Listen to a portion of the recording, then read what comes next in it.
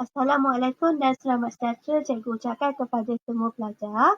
Hari ini kita akan sambung lagi topik kita dalam modul 1, pengenalan kepada perkaunan.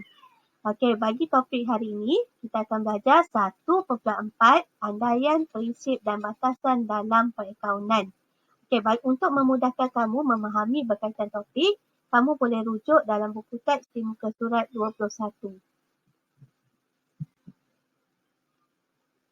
Standard pembelajaran kita pada hari ini, yang pertama, kamu boleh menyenaraikan dan menerangkan andaian dalam perkaunan.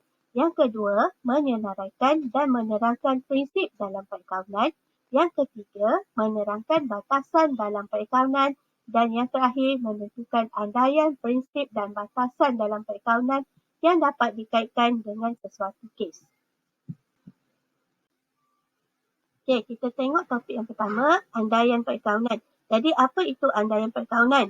Andaian perkaunan ini adalah satu perkara yang perlu dibuat untuk mengurangkan kekeliruan ketika mengendalikan rekod perkaunan dan menghasilkan penyata kewangan. Baiklah, andaian perkaunan boleh kita pecahkan kepada 4 perkara. Perkara yang pertama, entiti berasingan. Yang kedua, usaha berterusan. Yang ketiga, wang sebagai ukuran. Dan yang keempat, tempoh perkaunan.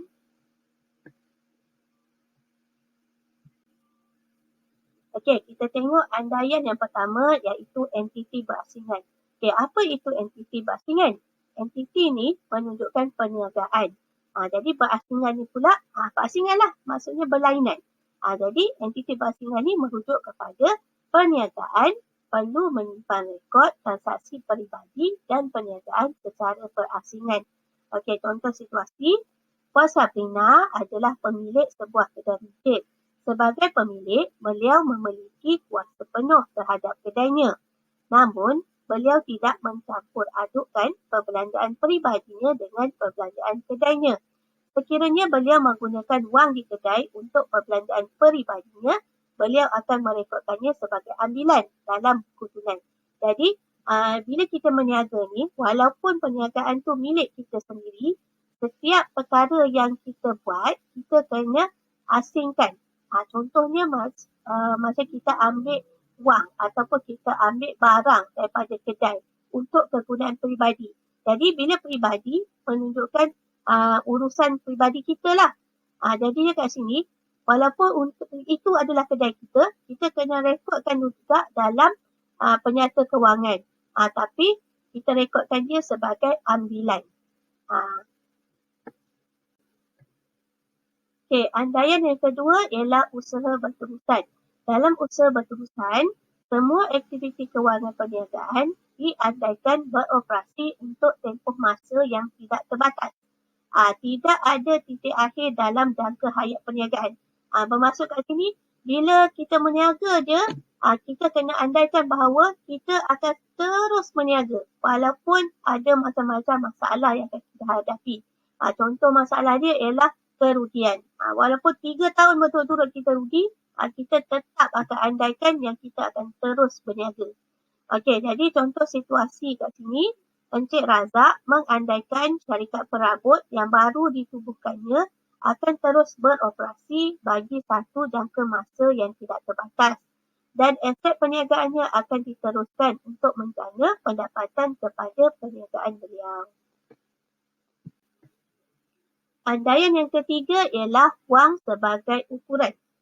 Dalam wang sebagai ukuran, kita akan pastikan maklumat penyata kewangan mesti dinyatakan dalam nilai wang yang diguna pakai di sesebuah negara. Contohnya, Pak Akub, seorang pengusaha kedai makan, merekodkan perkara yang hanya dapat dinyatakan dalam nilai wang seperti hasil jualan makanan di kedainya dan upah pelayan yang membantunya di kedai. Jadi, bila kita nak rekodkan ni, kita mesti ada tanda aras lah dalam perekodan. Jadi, tanda aras dalam penyata kewangan, kita akan gunakan sebagai nilai wang. Jadi, nilai wang ni bergantunglah kepada sesebuah negara. Macam kita guna ringgit Malaysia. Kalau Singapura, dia gunakan dolar Singapura. Jadi, bila kita bekerja di mana-mana, kita akan gunakan nilai wang yang dipakai di sesebuah negara. Tak bolehlah bila kamu kerja kat Singapura, kamu nak rekodkan dalam ringgit Malaysia. Salah. Andaian terakhir ialah tempoh perakaunan. Jadi tempoh perakaunan ini akan membolehkan pembahagian operasi dan aktiviti perniagaan kepada tempoh masa yang ditentukan oleh pemilik perniagaan untuk tujuan pelaporan. Okey, membolehkan perbandingan prestasi perniagaan yang lebih tepat dibuat bagi beberapa tempoh perakaunan. Contoh situasi, syarikat permotoran ERA menetapkan bahawa tempoh perakaunan syarikat adalah bermula dari 1 Januari hingga 31 Disember. Penyata kewangan perlu disediakan pada 31 Disember setiap tahun.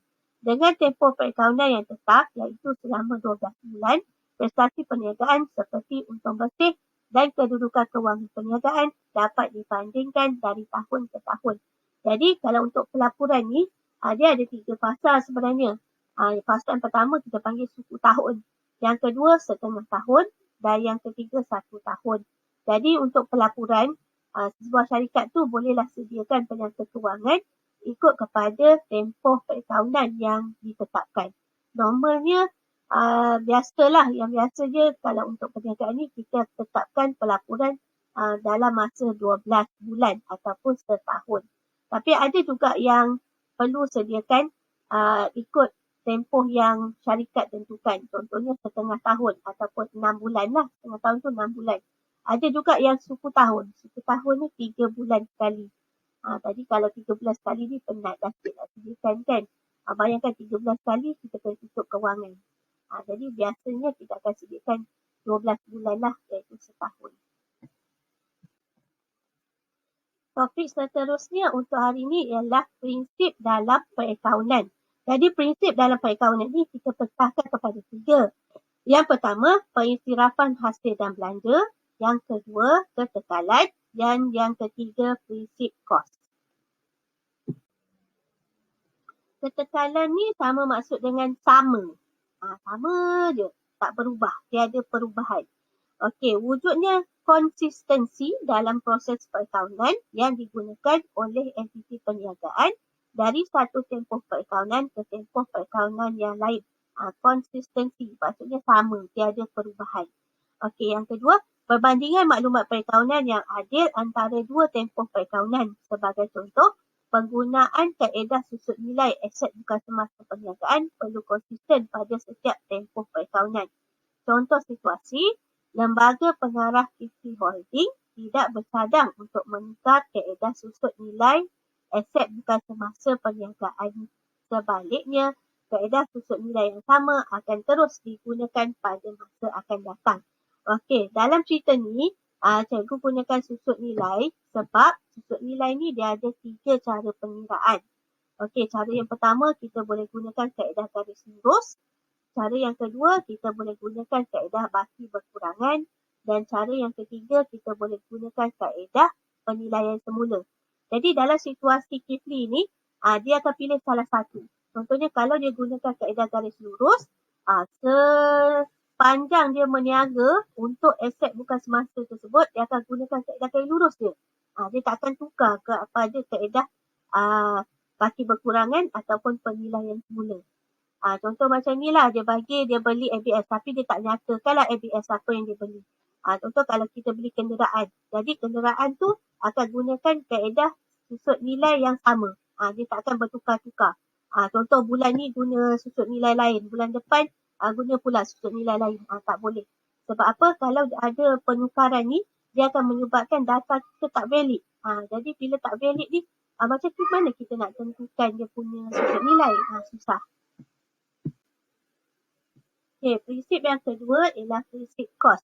Dalam prinsip kos, kita mengandaikan semua aset perniagaan hendaklah dinilai dan direkodkan dalam penyata kewangan berdasarkan harga sebenar atau kos asal pembelian. Bukannya mengikut nilai pasaran semasa ataupun nilai masa hadapan. Tetapi ada pengecualian kepada peraturan ini apabila perniagaan dalam proses penutupan dan perbubaran. Contoh situasi, sebuah perabot telah dibeli dengan harga RM1,000 pada tahun 2017 dan masih direkodkan sebagai RM1,000 dalam Penyata Kedudukan Kewangan pada 31 Disember 2019.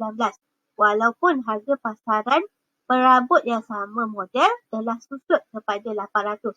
Maksudnya kat sini, dia beli perabot tu dengan harga RM1,000 pada tahun 2017. Tapi, pada tahun 2019, harga perabot tersebut masih direkodkan dengan harga RM1,000. Walaupun, kalau kita tengok pada harga pasaran, harga perabot tersebut telah menurun kepada RM800. Ini yang dinyatakan dengan prinsip kos.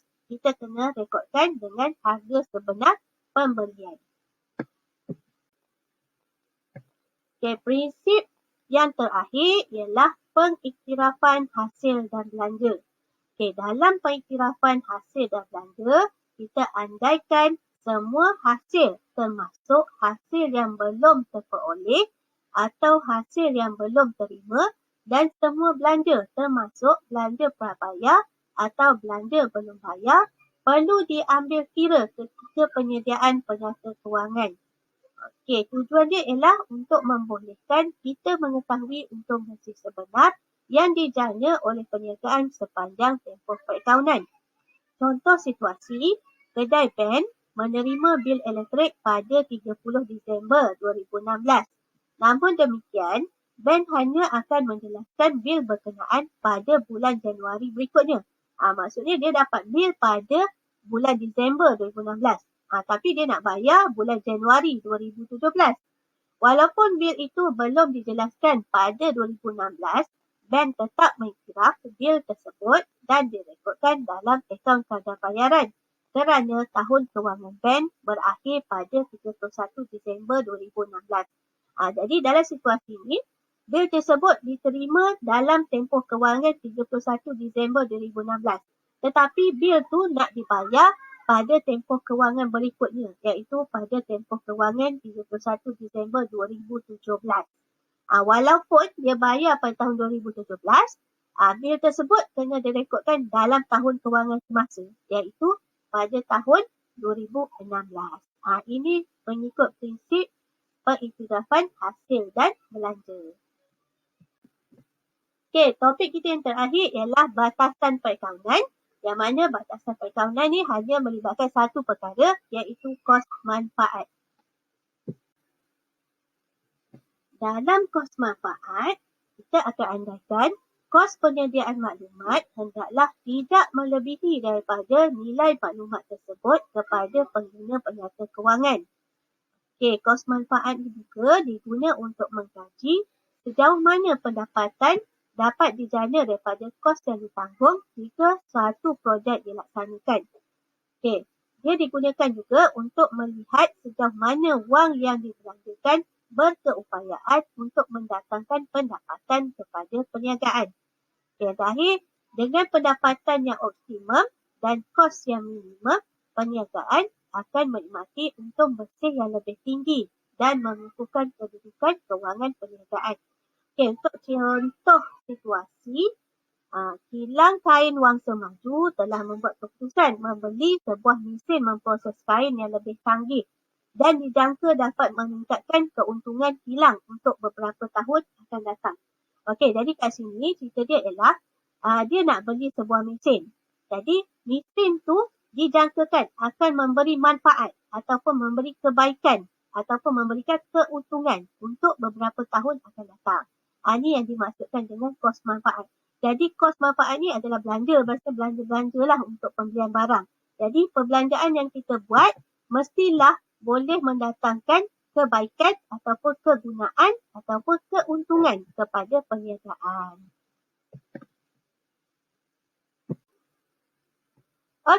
Itu sahaja untuk hari ini. Kita akan jumpa lagi pada sesi akan datang. Kiranya ada sebarang kesusahan, kegusaran ataupun kesulitan berkaitan dengan topik ini, bolehlah berhubung dengan cikgu.